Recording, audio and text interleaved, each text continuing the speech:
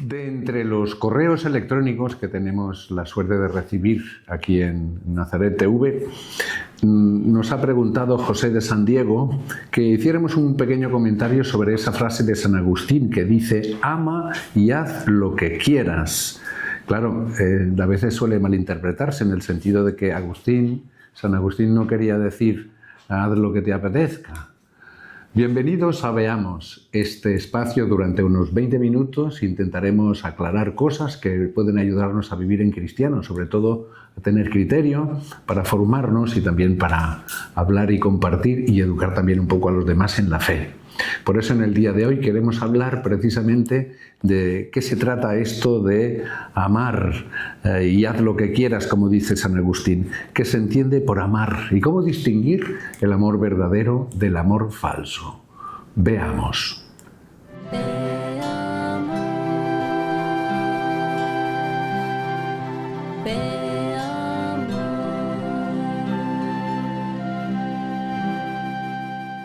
Saludamos con afecto, como siempre, a todos los televidentes que nos veis desde cualquier lugar del mundo.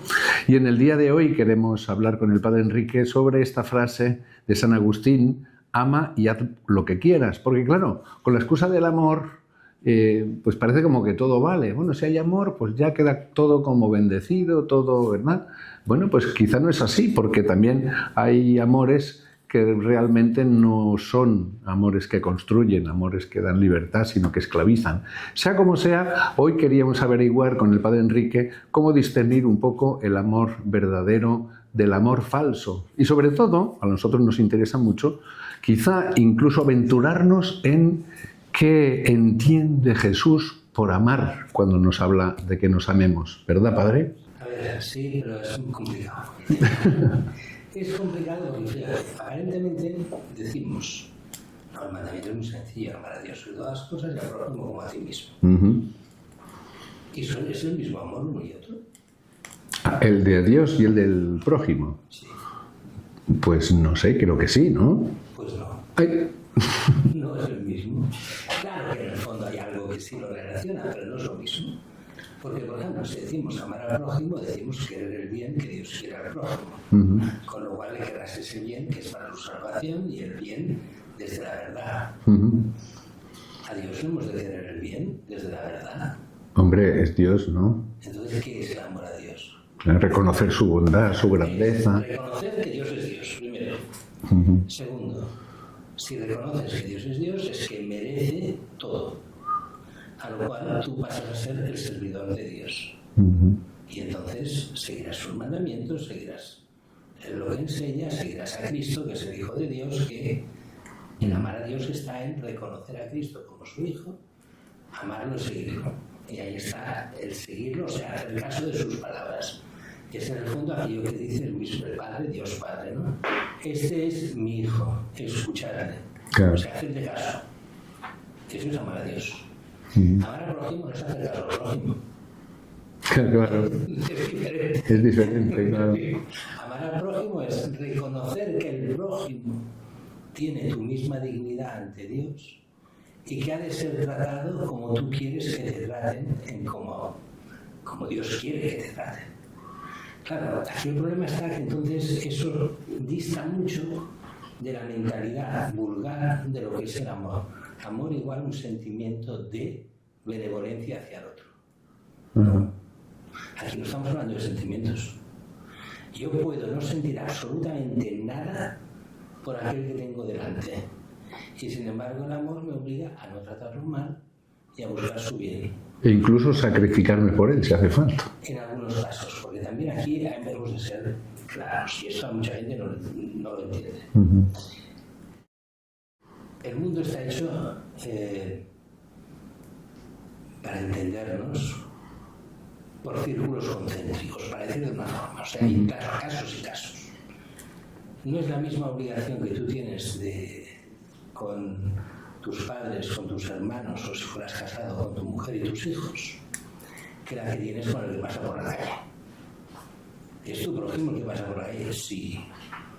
Pero tus obligaciones van por grados. No sé si me explico. Tú tienes muchísima responsabilidad sobre el cuidado de tus padres. El que es casado sobre el cuidado de su mujer o de su marido, y sobre los hijos. Y después todo eso va bajando las responsabilidades según las posibilidades con cada persona. Hay gente que se toma muy en serio aquellos pobres que están en la calle, a veces bien y a veces mal. Y me explico. ¿Por qué? Porque se mueven por sentimiento. Si se mueven desde el corazón, y por corazón entendemos aquello que Dios quiere, bien, no hay problema. Pero si solo cogemos el sentimiento, empezamos a tratar a los demás de tal forma que no es como Dios quiere que nos traten, sino con una forma paternalista que nos toman el pelo como les da la gana. No sé si me explico. Sí, sí, no, está claro. Cuando alguien quiere sacarnos dinero, por decirlo así, pues nos trata de una manera que hace que provoque en nosotros un sentimiento de que si no le ayudamos somos malas personas, que no les queremos, que les rechazamos, y eso es lo que ellos hacen crecer dentro de nosotros para sacarnos los también es dineros. verdad que a veces esto se les tira en contra. Mira, pongo un caso que me pasó hace pocas semanas. Estaba sustituyendo a un sacerdote que estaba enfermo. Estaba en el hospital y voy a su parroquia a decir la misa, a la misa. Y enseguida entra un tipo extraño, muy extraño. ¿Quién es el cura de la parroquia? Así todo gritando en medio de la iglesia. Y yo le digo, yo estoy sustituyendo ahora al párroco, pero el párroco no está, no hay ningún cura de la parroquia. Tengo que renovar el pasaporte y me ha de pagar el pasaporte y tal. Digo, mira, yo no tengo que pagarte nada. Primero hay que hablar y tal, pero no, así no. Usted es un hijo de Satanás, me dice. Y me puse a reír. Me puse todo sonriente y le digo, mira, te acabas de descubrir, ya sabemos quién es el hijo de Satanás. Y entonces, con que se lo deja así, le dio miedo. Dio media vuelta y se fue corriendo. Dices, porque hay gente que a veces él lo que quería es que yo me enfadase. Cuando ve que no me enfado, se va corriendo. No ha conseguido lo que él quería. ¿Me explico? Bueno, lo digo así en broma, pero quiero decir, otro hubiera dicho, no, hay que pagarle el pasaporte, hay que dar a que pida, que le den todo lo que pide. Bueno, eso es un imposible en este mundo. Porque además, yo no digo todos, pero mucha parte de los que piden las parroquias son profesionales del pedir. Claro. Y prefieren no trabajar e ir pidiendo de sitio en sitio. Otros no. Hay casos y hay que discernir caso por caso. No todo el mundo es igual. Entonces decíamos, por una parte está cuidado con los sentimientos. No, el que ama no es aquel que tiene grandes sentimientos. Por eso hemos de distinguir entre el amor y el enamoramiento. El enamoramiento es sentimiento. El que se enamora, lo diré mal dicho, es un proceso químico que, para entendernos, en el cual uno queda prendado del otro. Pero no es amor. Es simplemente sentimiento de quedar prendado de otra persona. Todo el mundo sabe que eso dura un tiempo y se acaba. El amor no es eso, porque el amor dura en eterno. Dios es eterno. Y no es un proceso químico, Dios. Entonces, ¿qué es el amor de Dios? Es reconocer a Dios por quien es. No por sentimiento, sino desde el corazón humano, o sea, desde la certeza de que Dios es Dios y lo merece todo, y que Dios nos da aquello que necesitamos nosotros. Y nos da la capacidad del bien, la capacidad de la justicia, la capacidad de todas las virtudes, y nos da su amor, y nos lo ha mostrado dándonos su Hijo para salvarnos del pecado y de la muerte. Bueno, ante eso, claro, ya cambia el sentido de lo que es amar. Claro, para la gente, claro, cuando dicen, ame a todo lo que quieras. Pues yo me he enamorado de no sé quién, ya podemos hacer lo que nos dé la gana. Porque amo y hago lo que quiero. Claro. No funciona así. ¿Qué es lo que viene a decir en el fondo ama y haz lo que quieras? Es quien ama de verdad y ama a Dios seguirá a Cristo, porque Cristo es el Hijo de Dios dado por nosotros. Quien siga a Cristo seguirá los mandamientos de Cristo. Si sigue los mandamientos de Cristo, lo que hará es el bien. Si hace el bien y busca el bien, puede hacer lo que quiera, que es hacer el bien, no cualquier otra cosa. O sea, el que se deja llevar por la bondad y el bien, acabará haciendo el bien. El que se deja llevar por el enamoramiento a lo que le da gana, y eso no es el bien. No se deja llevar por el amor, por el enamoramiento. Entonces se hace el mal. Porque entonces se llega... ¿Qué diferencia entonces habría entre amar y enamorarse? Mal dicho, porque un cierto enamoramiento no es que esté mal. Sería la diferencia de que el que ama va buscando realmente el bien para sí mismo y para los demás. El que se enamora se busca solo a sí mismo en el amor del otro. Entonces ese buscarse a sí mismo lleva directamente al pecado, sin darse cuenta. Mientras que el otro lleva la gracia. Decimos ese enamoramiento sin Dios. Claro. Porque el enamoramiento en Dios no pasa nada, es bueno y santo. ¿No? Siempre que sea superado por el amor ha de superar al enamoramiento. El enamoramiento es una cosa puramente falaz que nos puede engañar muy fácilmente. Y hay mucha gente que es muy enamoradiza y con esa excusa puede hacer cualquier cosa, ¿no? Y claro, igual que se enamora uno de una mujer o una mujer de un hombre, también uno se puede enamorar del dinero, de la fama, del que dirán o de lo que cualquier otra cosa. Claro. Y eso no lleva bien. Lo decía San Pablo, el amor al dinero es el principio de todos los males. Y es amor, pero el dinero. Al dinero. Entonces, cuidado con el amor. Claro. El amor ha de se entiende aquí a Dios y al prójimo, incluso al prójimo desde el amor de Dios.